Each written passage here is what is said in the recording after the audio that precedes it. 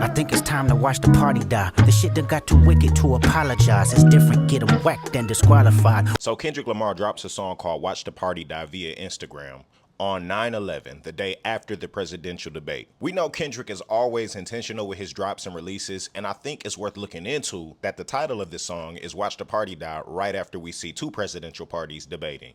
But the way that he's able to seamlessly address so many different communities, the industry, hip hop, the black community, just so many different things are covered as a whole. He even name drops a couple of people that I am very familiar with, Lecrae and D1. So I think we should get into that. So it's no mistake that this dropped 9/11. Also, Not Like Us, the video dropped on Independence Day, July 4th. So with this song dropping the day after the presidential debate, I can't ignore the fact that this is a message to the powers that be. It is time to watch the party die, because we see what's happening in our nation. Everybody's claiming to watch the same movie, but they're coming out with different interpretations. Meanwhile, politicians are spinning us in so many different directions, not giving us fully integral deliverables. Yeah, we might have some strong things coming from both sides when it comes to what they're offering in their policies. But we know as citizens, we have taken the back seat as these higher ups continue to rake in the money and give us the same spin cycles of media, hoping that we'll just be drinking it like a hamster does in its cage. All the while we've been halted from being able to make any real progress, right? Perhaps you feel the same. A lot of people have spoken out about the wars. A lot of people have spoken out about the current state of things for American citizens. And a lot of people on both sides, all sides, whether you are blue, red, or green, that you're fed up with this ghetto activity. And we know we need a reset button, but that usually comes with rebellion. And unfortunately, if we don't do something soon, our future is looking quite bleak, as it has already begun to dim. I love how he begins to call out just the different things happening industry-wise, hip-hop-wise. Hip-hop has always been a disruptor. It has always been a means of introducing chaos in order to speak for people that can't speak for themselves. It's a voice for the voiceless. It is a black art form and fighting style that can evoke a lot of change. But what the industry has done by and large has taken this popularity and monetized it to where it can be used now to manipulate and drive not only sales, but messaging. And that's been the biggest thing that hip hop has been used for as long as it's been able to be exploited. It has dimmed the effectiveness of the fighting style, where it's meant to hit in higher up places, bringing down the powers that be and the structures that hold us. But it has been placed in a cage of wonder and its potential completely bound up.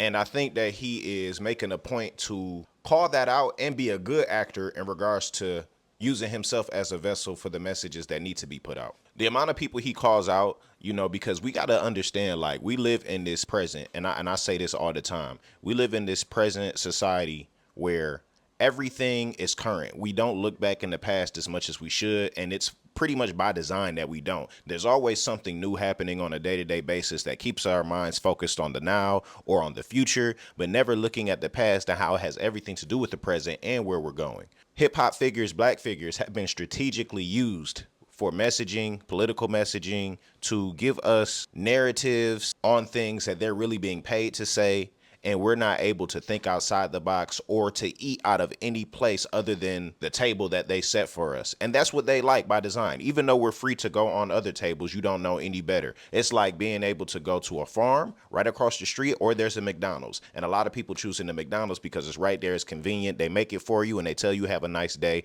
versus going over there, you got to grow your own crops, pick it, cut it, cook it, all of that. People too lazy, or they just don't understand the benefit of doing things the real way. But he's calling all of that out and saying it's time to let and to watch that party die. Now, it's so radical because he's pulling inspiration from the Haitian Revolution. And what happened in the Haitian Revolution? If I speed run you through the Haitian Revolution, long story short, the blacks there revolted against the whites. They ended up having a night of fire where they burned plantations, they burned houses, they burned their crops. It really just burned Haiti to the ground. They were really big on sugar production. But the question becomes, is it better to have a rich country that is ruled under slavery and you have no ability to have independence or a right to speak for yourself? Or should you burn everybody that ever did anything to you and burn everything to the ground, and with your freedom and with your dignity? The other thing they did in the Haitian Revolution that's unique is not only did they go after the whites that enslaved them, but they went after any of the sympathizers, the people that stood in the middle that were like, well, I don't know if I want to get involved. You get on the chopping block too. You get it too. And I think that is something that we don't look back at history and revere as much as we should,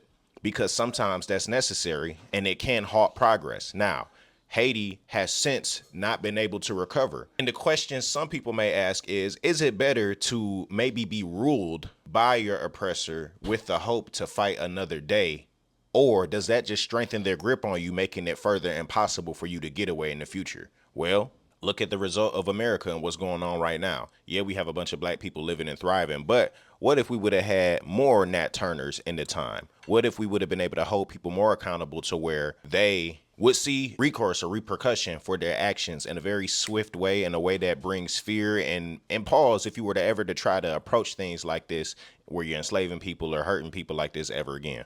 So that's the approach that he's taking lyrically on this song, and I can only respect it. The other thing that comes up to me, which is quite surprising, is his mentioning of Lecrae and D1. Now, this is very, very alarming to me as somebody that has followed Lecrae and known everything about Lecrae since pretty much he hit the scene in like 02, 03. I grew up in a Christian household. I had to, I was able to listen to different types of music, but was really funneled into the Christian hip hop, Lecrae and everything like that. I got introduced to D1 maybe around 2009, 10. But just a little background on Lecrae. He's a Christian artist who has a record label called Reach Records. He has been countercultural when it comes to his messaging and been known for messages that are biblical, etc., etc. However, I started looking away from Lecrae as time went on because it didn't seem like there was any true development in the whole message of Christian rap. It just didn't seem like it was elevating to anything outside of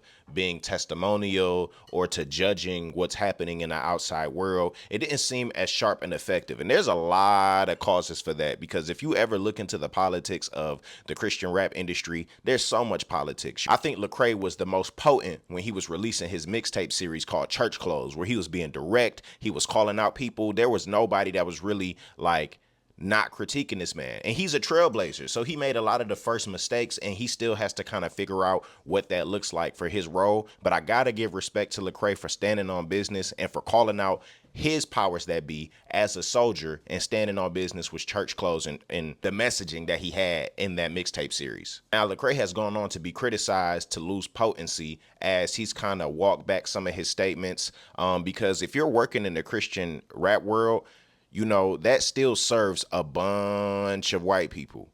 And there's nothing wrong with that. But when their values and cultures that don't coincide with ours start to collide, you start to see the politics take an effect to where it starts to try to choke out our messaging, hip hop, kind of in the same way that the industry does or America does to black marginalized communities. You know, you have entities such as Fearless Entertainment that really, and that's I think a Christian booking agency or some type of something like that. But they're behind booking a lot of the rap shows, Christian rap shows. And there's not too many ways in which Christian artists can hope to get an in the industry without going through them. If you don't have the right messaging, if you don't say the right things, they will cut you off. They will try to blackball you. They will make sure that you can't speak at certain events. They try to involve themselves in so many different things to where they really have, last I checked, monopolized the industry. But it's a good thing that there's TikTok and that there's Reels where people are able to show their independence as an artist and their skill set.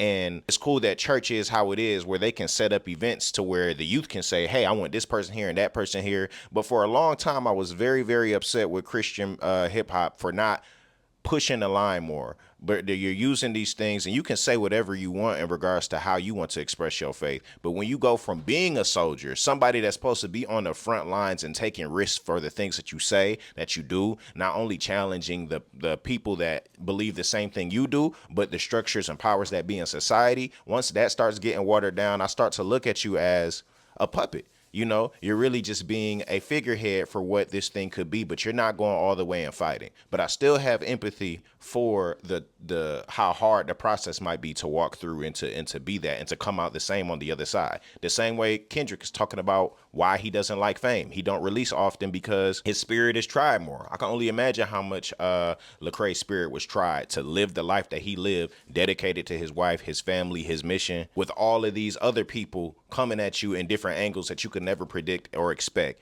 But he's calling Lecrae out in a way like I wonder what Lecrae would do, because Lecrae is somebody that you should be able to look to that has already known the powers and the structures that are against his art form and his message and the ways in which a soldier walks. You know what I'm saying? In a lot of ways, I think that he has walked away, or maybe I won't say walked away, but not been as prominently projected in that soldier role, you know, as he could be. But then he has D1. D1 is somebody that I've come to know because he worked in schools, kind of like D Smoke. And he's been around youth, and his messaging has always been, it's kind of really been on the outskirts of Christian rap. You have like industry Christian rap, but then you have like independent Christian rap in a sense. And D1 kind of was on the outskirts because he had a record deal through RCA. His messaging, he has something called mission vision, which is be real, be righteous, be relevant. And that's been his mission and his thing that he's been pushing for over a decade. I've been following this man. And the cool thing about D1 is, even though, like, because I always wondered, because he was always less big than the Christian artists that were like commercial. And so I always wonder, how was he able to get his bag? I know he was a teacher, and then I know that he would have shows, he would speak at schools and events, but I don't know how much money comes attached to all those things. But I know that he never stopped. And one thing I know that he does now, which I can fully respect, is he makes money in real estate. I believe he owns like a couple of apartment buildings. And so he's able to fund himself and continue to propel his message with his own microphone and his own setup and his own independence to be a soldier. D1 has been putting fatigues on his stuff for his mission vision branding for as long as possible. And he is definitely a soldier, a self-sufficient black man that has messaging that is anti-powers that be, anti-industry politics, and pro-independence, pro-positivity and peace. And I love that Kendrick is calling that out as far as like something to be admired from Lecrae and from D1. But it also is a higher call to put eyes on them and to bring accountability to a higher level. It's just so much going on that you would never expect him to make that type of messaging at this point, right after the Super Bowl announcement. Like, if you follow any other artists that might be this big, they would either be dropping their album, doing something that is focusing inward on self. Kendrick has been in the industry for so long, the many millions of dollars, opportunities, business ventures that he's been able to grow his money from since then, you know, you can only imagine he's doing good for himself. So it's easy to become gluttonous as an American, just receiving more money, more accolades, even from the pride standpoint of wanting to step on Drake further. But he doesn't do that. He decides to say a message for the culture, for the people, in a way that is not about him, but more is about cleansing the culture. It's calling out Charlemagne. It's calling out academics. It's calling out these people that are positioned as puppets to push a message that has a narrative attached to it. And it's fine for anybody to believe what they believe, but we want informed decisions. There's so many times, and I know y'all can attest to this, where you go online and you're looking in comment sections under, you know, whether it's political stuff, whether it's hip hop stuff, and you can tell people have regurgitated points that they're saying, stuff that they haven't come to on their own, stuff that they don't believe and understand themselves, but stuff that they have heard somebody else say and they have put it and accepted it as their own. And then because they want the social acceptance from likes and social media to sound important or to sound like they know what they're talking about, they'll be talking nonsense, and there'll be other facts that point in other directions. Like, I'd even be cool if people would puppet what other players were saying, if they could at least give way to the other side and to have a balanced perspective and actually truly be able to debate, rather than having this fixed vision that is unbroken. And it really just makes me look at these people like puppets, like sheep being led to the slaughter, following one after the other. And I just like how he's calling this out and saying, hey, it's time to let all of this be flushed. And if it means we got to knock off these people in these positions, he's being radical. He's being radical in this, and this is what it takes at this point where you're in too deep You know what I'm saying? Where this thing becomes a part of you so much to where you have to do a cleansing. And it might not be popular and it might not be all the way peaceful, but I agree with Kendrick where sometimes it got to get dirty in order for you to get clean. Sometimes the way up is you got to go down first. Got to go down to the valley to climb up the mountain. I think this also means it gives us a foreshadowing of what this album's focus will be. But, you know, it's more so about what can you do now? What do we understand about our culture? What do we understand about hip hop and its messaging? What do we understand about politics, America, where we stand, history? Really, one of the first things my homie asked me after listening to this is for a book. And let me get it real quick. There's so many different places you can start on reading a book, but if you want to be able to get into a book that's going to give you the history of hip hop, that gives us a lens into where we're at now by looking back then, it's this book right here. Power Beats and Rhymes, Reclaiming Our Cultural Voice by Evante Daniels. Let me just read the back of this book for y'all real quick. I'm not getting paid for this. I'm really just wanting to kick y'all some knowledge. History isn't just dates and events. It's the stories we share, the conversations that shape us. Power Beats and Rhymes brings you into the heart of hip hop, where every beat and lyric tells a story of struggle, resilience, and transformation. It's about understanding the power of our voices and how they echo through the halls of time, inviting readers to experience the rhythms of resistance and the melodies of change that have defined generations. This exploration dives into the balance between culture and power, offering a fresh perspective on how the voices of the people, particularly through hip hop, challenges and reshapes societal boundaries. It serves as a guide to navigating the complex tapestry of society, empowering us to use our voices and actions to influence the present and future. For anyone ready to engage with history and understand the present and help shape the future, this book is a call to listen, learn, and lead. You got to get your hands on this if you're really trying to be effective. You know, Kendrick is pushing people to read books, to get into knowledge, to nerd out about things, and to use that skill set to throw some armor on, because it's a wild west out here in America, and we already know where this could be headed if we don't strap up. Or maybe you don't know, but it's about time we do know, because what you don't know can hurt you and what you do know can help you. And I know I'm getting strapped up. When I think about my life and where I'm headed, I'm very similar to Lecrae. I'm very similar to D1 from the standpoint of I have to be a soldier for my people.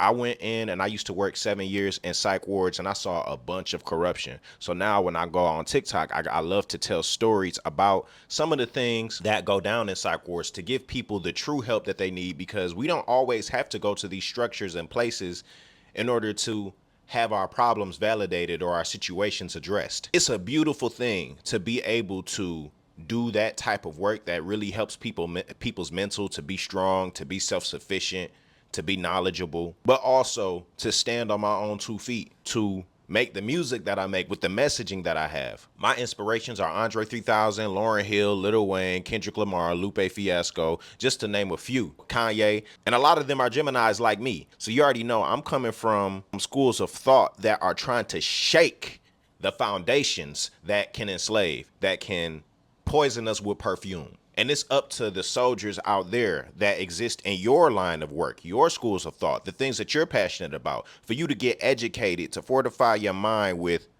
empowering knowledge so that we can have an effective change on our world and on our lives. Kendrick is doing a very important work for hip hop, the culture, and in so many ways, he addresses everybody, everything, without being entirely specific. And that's beautiful. Because a lot of people are saying it's about Drake, and I'm like, yeah, it is, but it isn't. It don't even have to be about him, because he's a part of the party. Let's watch that party die as well. Anything that has to do with the things that he mentioned in that song, which we see is running rampant in our industry and all over our politicians. Man, it's so intentional that he dropped this on 9/11. So many different things, and I'm sure even more Easter eggs are going to come out, but I at least wanted to speak on what impacted me heavily as I watched this and listened to this. And I'm just looking forward to continually digesting this. But let me know what y'all think about this. And shout out to King Kendrick.